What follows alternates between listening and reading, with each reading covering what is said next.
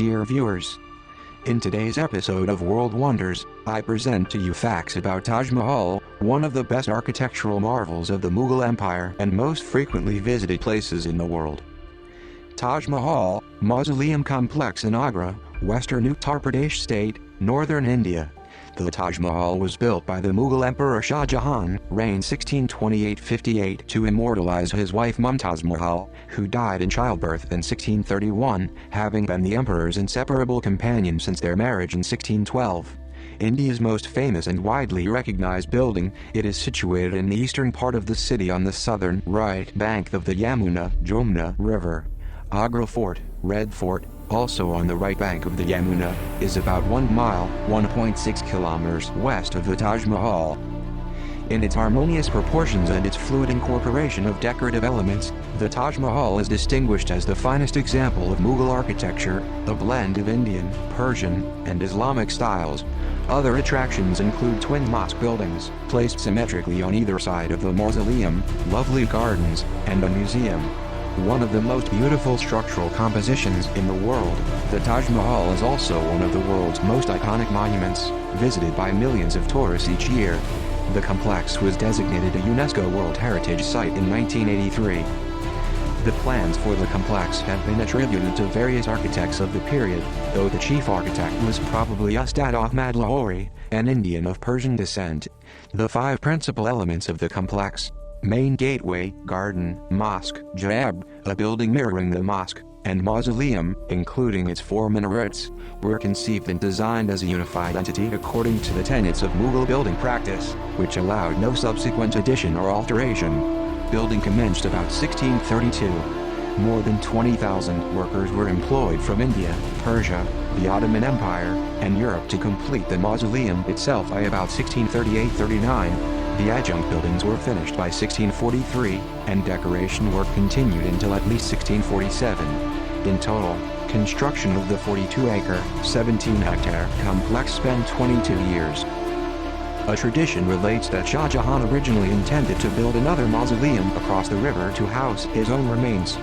That structure was to have been constructed of black marble, and it was to have been connected by a bridge to the Taj Mahal. He was deposed in 1658 by his son Aurangzeb, however, and was imprisoned for the rest of his life in Agra Fort. Resting in the middle of the wide plinth 23 feet, 7 meters high, the mausoleum proper is of white marble that reflects hues according to the intensity of sunlight or moonlight. It has 4 nearly identical facades, each with a wide central arch rising to 108 feet, 33 meters at its apex and chamfered, slanted corners incorporating smaller arches. The majestic central dome, which reaches a height of 240 feet, 73 meters at the tip of its finial, is surrounded by 4 lesser domes. The acoustics inside the main dome cause the single note of a flute to reverberate 5 times. The interior of the mausoleum is organized around an octagonal marble chamber ornamented with low-relief carvings and semi-precious stones, pietra dura. Therein are the cenotaphs of Mumtaz Mahal and Shah Jahan. Those false tombs are enclosed by a finely wrought filigree marble screen. Beneath the tombs, at garden level, lie the true sarcophagi. Standing gracefully apart from the central building, at each of the 4 corners of the square plinth, are elegant minarets. Flanking the mausoleum near the northwestern and northeastern edges of the garden, respectively, are 2 symmetrically identical buildings: the mosque, which faces east, and its jab, which faces west and provides aesthetic balance. Built of red Sikri sandstone with marble neck domes and architraves, they contrast in both color and texture with the mausoleum's white marble. The garden is set out along classical Mughal lines, a square corridor by long watercourses, pools, with walking paths, fountains, and ornamental trees. Enclosed by the walls and structures of the complex, it provides a striking approach to the mausoleum, which can be seen reflected in the garden's central pools. The southern end of the complex is graced by a wide red sandstone gateway with a recessed central arch 2 stories high. White marble paneling around the arch is inlaid with black kerr, modifier letterite half-ring, Banik lettering and floral designs. The main arch is flanked by 2 pairs of smaller arches. Surrounding the northern and southern facades of the gateway are matching rows of white chatras, cupola-like structures, 11 to each facade, accompanied by thin ornamental minarets that rise to some 98 feet, 30 meters. At the four corners of the structure are octagonal towers capped with larger chhatris. Two notable decorative features are repeated throughout the complex: pietratura and Arabic calligraphy. As embodied in the Mughal craft, pietratura, Italian, hard stone, incorporates the inlay of semi-precious stones of various colors, including lapis lazuli, jade, crystal, turquoise, and amethyst, in highly formalized and intertwining geometric and floral designs. The colors serve to moderate the dazzling expanse of the white macrame marble. Under the direction of Amanat Khan al-Shirazi, verses from the Khur modifier letterite half-ring and were inscribed across numerous sections of the Taj Mahal in calligraphy, central to Islamic artistic tradition. One of the inscriptions in the sandstone gateway is known as Dayreg 892830 and invites the faithful to enter paradise. Calligraphy also encircles the soaring arched entrances to the mausoleum proper. To ensure a uniform appearance from the vantage point of the terrace, the lettering increases in size according to its relative height and distance from the viewer. Taj Mahal, till date, remains an architectural marvel of the modern world. You will definitely find its mention in books, mostly in stories related to love. Most of you will agree that at some point of time our partners had promised to build Taj Mahal for us, which never happened, of course. Seems like paying the monthly installments for home loans did not leave them with enough time and money to build a monument. Back to Taj Mahal, it is an embodiment of love and proudly boasts of being one of the 7 wonders of the world.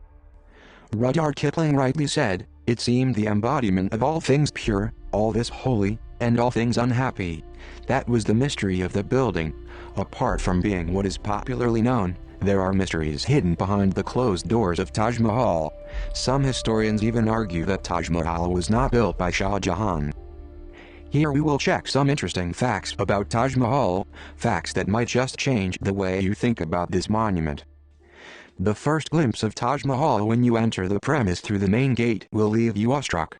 Hold on to that emotion, and be prepared to be blown away by the optical illusion that this majestic structure creates in front of your eyes. Talking about the optical illusion, you will feel it right when you are about to step into the site via the main door.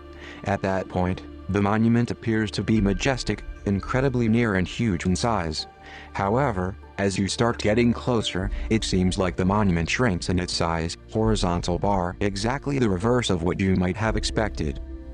Further, the minarets that surround the tomb seem to be perfectly upright. In reality, the towers lean outward to provide aesthetic balance to the monument. We must say that its master craftsmen and architects were great magicians, for this does not look like a human feat. As per legends, Shah Jahan wanted Taj Mahal to be an exquisite masterpiece, with no other monument to match it. To make sure that no one ever recreates the monument's beauty, he supposedly gouged the eyes and severed hands of the craftsmen and artisans who built Taj Mahal. Historians are yet to gather facts to prove this myth a reality. Also, Ustad Ahmed Lahori laid the foundation of Red Fort, which was built after Taj Mahal. Lahori was probably leading the architect team that built Taj Mahal, and if there are some reports to support this claim, the former myth loses its ground here. Taj Mahal is actually taller than the Qutb Minar by around 5 feet. In fact, the architects constructed this exquisite monument so proportionately that one cannot imagine it to be taller than the Qutb Minar, the tallest minaret in the world. One of the most amazing things about visiting Taj Mahal is that you can actually watch it changing colors at different hours of the day. At sunrise, the monument seems pale pink or gray, whereas it looks glittering white at noontime. The color of the tomb then again changes its color to orange bronze when the sun sets. Special tickets are also available for eclipse and full moon night viewings. If you carefully see Shah Jahan's cenotaph, you will notice its haphazard placement.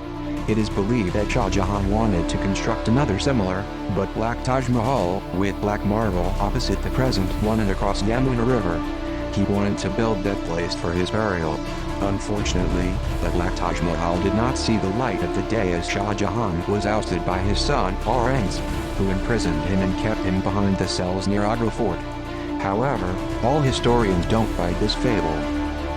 Visitors throng this place to see the greatest lovers of all time resting side by side, believing that the cenotaphs had been built to honor Shah Jahan and Mumtaz Mahal. In reality, the cenotaphs are like showpieces adorned with precious stones and enclosed in a chamber, allowing you to get a glimpse from a distance. The real coffin lies in a secret, quiet room below, at the garden level. The monument was built following meticulous symmetry as per the doctrines of that period's architectural style. Further, the gardens divided into quadrants, and the red sandstone structures give this monument a balanced harmony. However, there is an exception to the otherwise aesthetic design of this structure, and the issue lies in the grave site. Shah Jahan's tomb is strangely positioned to the west of the central axis, which disturbs the equilibrium of the structure. This placement has led to create beliefs that his plans was never to get buried there. Over the centuries, the Taj Mahal has been subject to neglect and decay. A major restoration was carried out at the beginning of the 20th century under the direction of Lord Curzon, then the British Viceroy of India. More recently, air pollution caused by emissions from foundries and other nearby factories and exhaust from motor vehicles has damaged the mausoleum, notably its marble facade. A number of measures have been taken to reduce the threat to the monument, among them the closing of some foundries and the installation of pollution control equipment at others, the creation of a parkland buffer zone around the complex, and the banning of nearby vehicular traffic. A restoration and research program for the Taj Mahal was initiated in 1998. Progress in improving environmental conditions around the monument has been slow, however. From time to time, the Taj Mahal has been subject to India's political dynamics. Night viewing was banned there between 1984 and 2004 because it was feared that the monument would be a target of Sikh militants. In addition, it increasingly has come to be seen as an Indian cultural symbol. Some Hindu nationalist groups have attempted to diminish the importance of the Muslim influence in accounting for the origins and design of the Taj Mahal. Thank you for watching and subscribe for more videos.